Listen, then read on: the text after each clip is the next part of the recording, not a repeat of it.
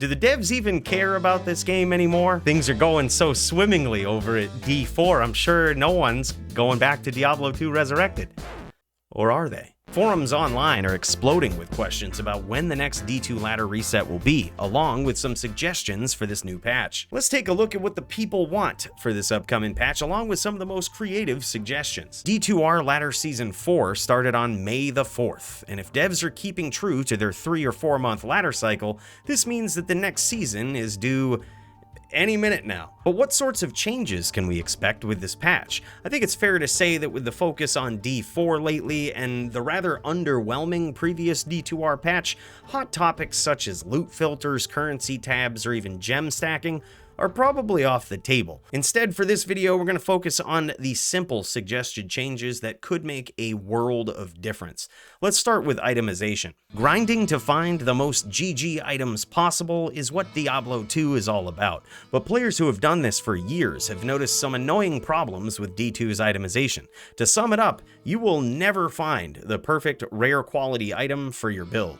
You will likely have to either design it in Hero Editor if you're playing single player, or rely on someone else to find it, or their bot to find it if you're playing online. At which point you'll have to trade every high rune you've ever found to get it. This is because rare items can only spawn with 6 attributes on them, and which ones spawn on the item are extremely important. There is a vast pool of attributes that are allowed on many different items, including rings, boots, circlets, belts, and more. Some of these rare items can be best in slot, but players hardly ever find them enough for it to be anything more than a pipe dream for most players. I can't stress enough how rare it actually is to find a valuable rare item in this game, and players across the realms have suggested an interesting way to address this. It boils down to addressing the unanimously useless attributes that spawn, or to just stop them from spawning on rare items at all. This is a list of the most common ones that are rarely or even perhaps never sought after by any class, for any build, or for any reason. I've purposely excluded other useless attributes such as the chance to proc anything but amplify damage and the attacker takes damage mod, only out of respect for the 2 or 3 people that do pacifist runs.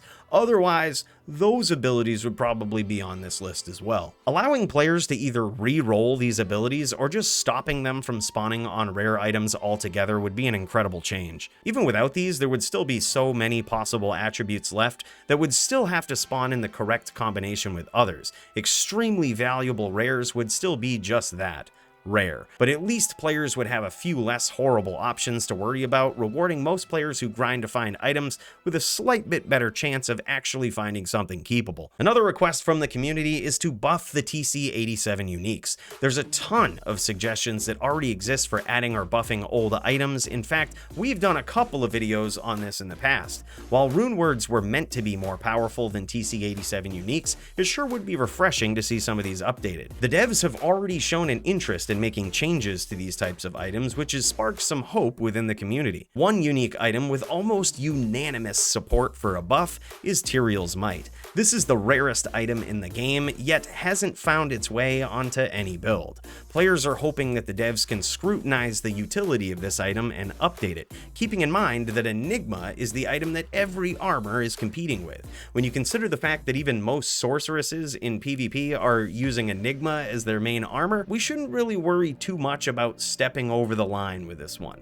Players need a mobility source on this armor, and it probably has to be teleport. We've suggested some versions before, but I'd be curious to know more about what you think in the comments. Starting with simply changing this unique could be a good gesture to the D2 community and a huge step in the right direction. Players aren't asking for a complete overhaul of useless uniques all at once, just an acknowledgement that the devs are interested in experimenting with this sort of update. Another big suggestion is one surrounding melee characters. Melee builds have been slighted since LOD patch 1.9, but there's still a few adjustments that can be made to make at least a few of them a bit more viable. CharlesJT tagged a few of us on Twitter and directed our attention to some simple changes that could make certain melee builds quite a bit more desirable in the endgame. I've linked his post below, as I think his points are well articulated and would be received pretty well, especially his suggestions about concentrate with the barbarian. Chain zerking, or executing a very precise and complicated set of actions in PvP isn't as rewarding as it should be for skilled players, and his proposed changes not only make this skill more viable in PvM, but far more rewarding in PvP. He suggests not only a block chance synergy with Iron Skin, but also suggests that Concentrate should ignore block chance.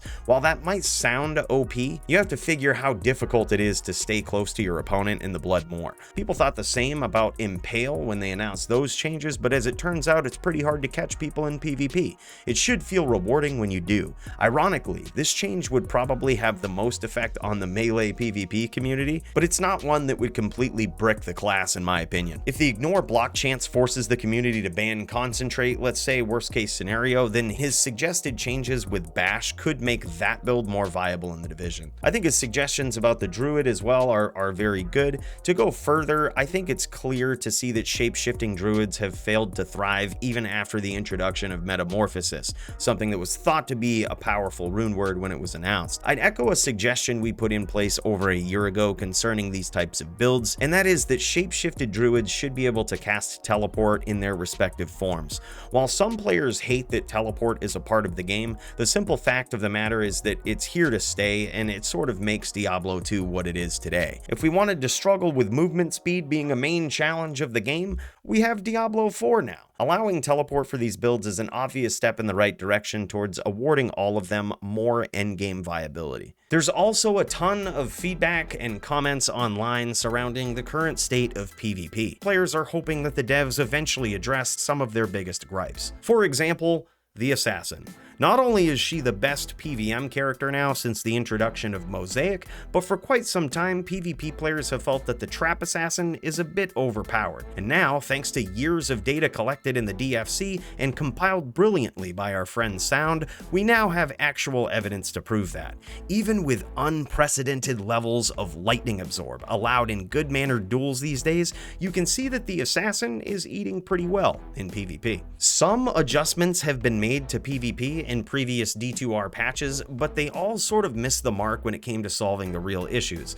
Prior to the faster hit recovery changes brought about in patch 2.4, new players in PvP would get Mind Blast locked by an assassin and quickly quit PvP faster than they ever thought about trying it.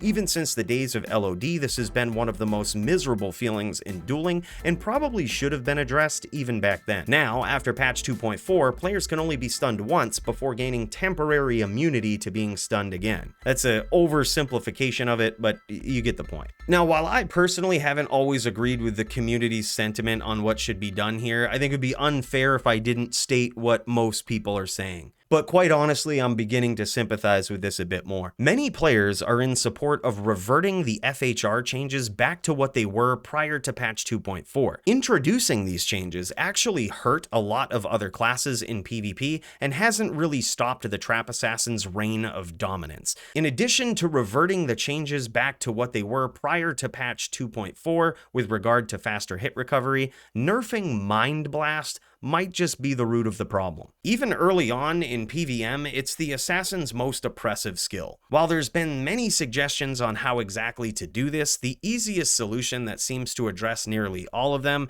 is just to add a 2-second cast delay to the skill. Even without perpetual stun from the skill, the damage on Mind Blast is insignificant in PvM, but devastating when spammed in PvP. In my opinion, this skill should have never been so easy to spam, as most skills with such utility had cast delays in the first place. If 2 seconds seems like too long at first, consider that the Shadow Master can be manipulated to cast this skill quite frequently as well. While it's great that the devs thought about this problem in patch 2.4, most of the PvP community is dissatisfied with the change and recognizes that Mind Blast was the true problem all along. But if all of this is just too much to think about, Blizzard, then could you please just do more events like the 22 Nights of Terror, but instead just make it 22 Nights of Gambling? That was the most fun I've had playing Diablo 2 in a long time, and I barely ever left town. What are you hoping to see in the next version of Diablo 2 Resurrected? Let me know down in the comments.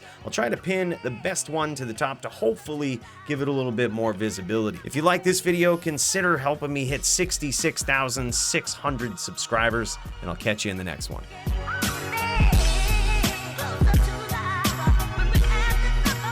Oh yeah, can we get this fixed too?